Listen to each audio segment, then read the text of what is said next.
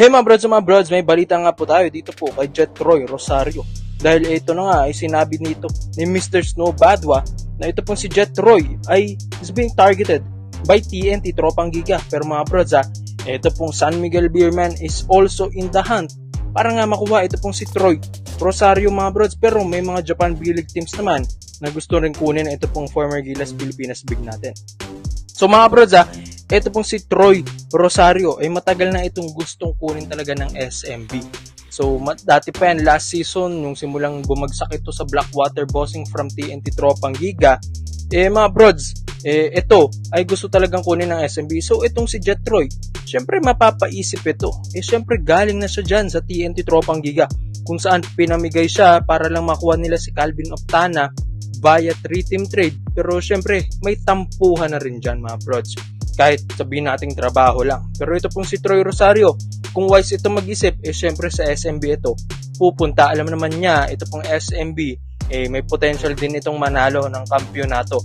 At isa rin ito sa mga powerhouse team pa rin hanggang ngayon dahil nandyan pa rin si Junmar Fajardo at ibang mga shooters dito sa SMB. So alam naman natin mga brods na ito pong si Troy Rosario, kahit anong kulponan pa yan, syempre babagay yan dahil yung kanyang laki, yung kanyang size, syempre mga brods, pag-aagawan talaga ito ng iba't ibang kupunan. Kaya nga ito pong TNT Tropang Giga ay giyang na giyang silang kunin. At pati ang NLEX Road Warriors mga brods gusto na rin kunin ito pong si Jetroy Rosario.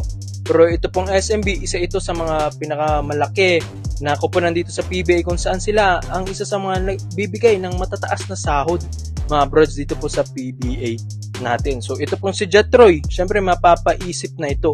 So syempre doon na siya sa potential na manalo at sa mataas magbigay ng sahod kung saan kayang tapatan yung mga offers sa Gilas Pilipinas or sa International League mga brods katulad ng Japan B-League natin mga brods. Ito pong si Jetroy naman syempre ito po ay nagpapakondisyon pa rin kahit ngayon sa Blackwater Bossing. Yung laruan na ito hindi pa rin naman tumatanda mga brods.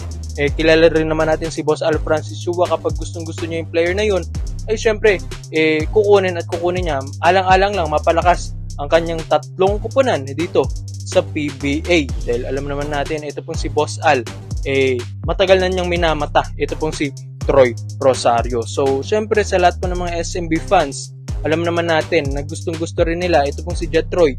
Pero mo 6'7" na may galaw sa ilalim, may laro sa labas. So alam naman natin na ito pong si Jetroy hindi yan mapupunta sa Gilas Pilipinas dati kung wala lang mga brods dahil ito pong si Troy talagang all around maglaro ito pong player na ito. Malakas ito pong si Troy Rosario, kaya nga hindi ko nga alam kung bakit binigay agad ito ng TNT Tropang Giga sa Blackwater Bossing. Kaya nga medyo natitenga na si Troy tapos hindi na masyadong nakikilala dahil sa kupunan na Blackwater at hirap na rin siyang buhatin iyon. So alam natin na mas babagay ito sa SMB dahil alam naman natin gusto rin ng SMB na madagdagan ang kanilang lineup ng isang shooter at alam naman natin si Troy Rosario isang shooter yan.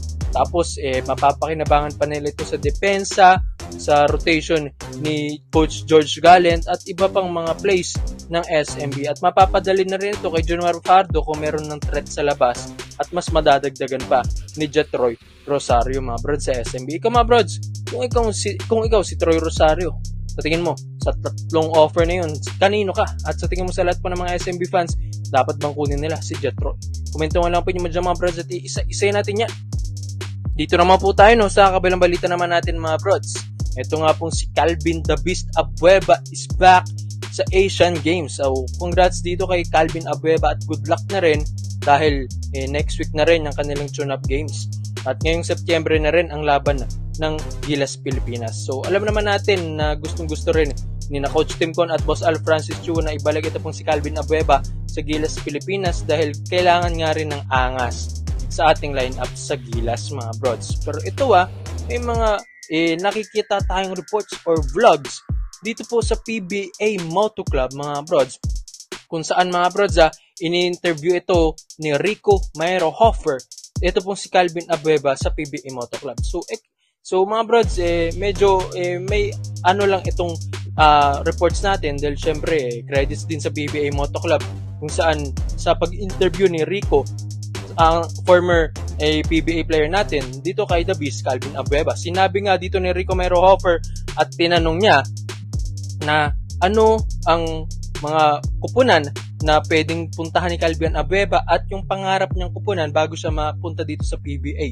At ang sagot ni Calvin Abueva ay ang Barangay Ginebra, San Miguel. So ito ay panoorin nyo mga brods. Ito, tricky ito. Pero pwedeng hindi mo sagutin kasi naglalaro ka pa eh. Tinatanong to sa mga nag-retire na. Ano kabataan mo? Ano yung pangarap na team na gusto mo mapuntahan? Ginebra. Ginebra ka talaga. So ito na nga, pangalawang tanong din naman kung mabibigyan siya ng chance kahit hanggang ngayon kung mapapalipat siya sa Ginebra, at ito ang sagot ni Calvin Abueva. So kung may chance ngayon na mapunta ka Ginebra, gusto mo rin yun? Oo, may experience yan. At siguro, yung natitira kong years sa paglalaro, doon natin ibubuhos is 110%. So mga brods, syempre, medyo exciting ang interview dito ni Rico Meyerhofer. At sa tingin nyo ba may mga signs yun na baka lumipat na rin ito pong si Calvin Abueva sa Barangay Ginebra, San Miguel? Dahil alam naman natin na nasa pudar na rin to ng SMC teams kung saan nasa Magnolia Chicken Templado Hotshots na ito pong si Calvin Abueva. So madali na lang yan mga brods dahil syempre lalong-lalo na kung narinig naman ni Boss Al Francis Chua ang vlog ng PBA Moto Club na ito po ang mga sagot ni Calvin Abueva, baka nga ilipat niya ito pong si The Beast kung sakali mang gustong-gusto niya talagang lumipat sa Ginebra at ibibigay pa niya ang kanyang best dito po sa Barangay Ginebra, San Miguel. Syempre sumisingit din dito ito po sa vlog ni ex-PBA player Rico Meyerhofer sa PBA Moto Club na ito pong si JJ Helterbrand, sinabi na rin niya na babagay daw talaga si Calvin Abueva sa Barangay Ginebra, San Miguel dahil isa siyang hustle player na kahit undersize kayang-kayang makipagsabayan maski imports pa yan. So alam natin mga brods, ito pong si Calvin ay malaking bagay ito sa Gilas Pilipinas. So suportahan natin siya, pero dito sa reports natin na may tangka pala siyang gustong lumipat din sa Barangay Ginebra, San Miguel, syempre mga brods, exciting ito para sa Ginebra at mapapalakas pa ni Calvin lalo ang Barangay Ginebra fans. Ikaw mga brods, sa tingin nyo ba? Sa lahat po ng mga Barangay Ginebra fans, sa tingin nyo ba babagay bang isang Calvin Abueva sa lineup ng Barangay Ginebra, San Miguel? Lalong-lalo na isa na rin sa mga sign yun na kinuha siya ni Coach Tim Cone sa Gilas Pilipinas lineup na lalaro ngayong Asian Games. So ibig sabihin, paborito rin ni Coach Tim or talagang bet din ni Coach Tim Cone ang laruan ng isang The Beast. Komento mo lang ang opinion mo dyan mga bros, at isa-isa natin yan. Salamat po sa panonood mga bros. This is Overrated Highlights. Yun lang, I'm out. Yeah, she's got some nice long hair, and you know that she's a bad chick. All the boys stare, can't help it, it's a habit. Clothes that she wears, short skirt and a jacket.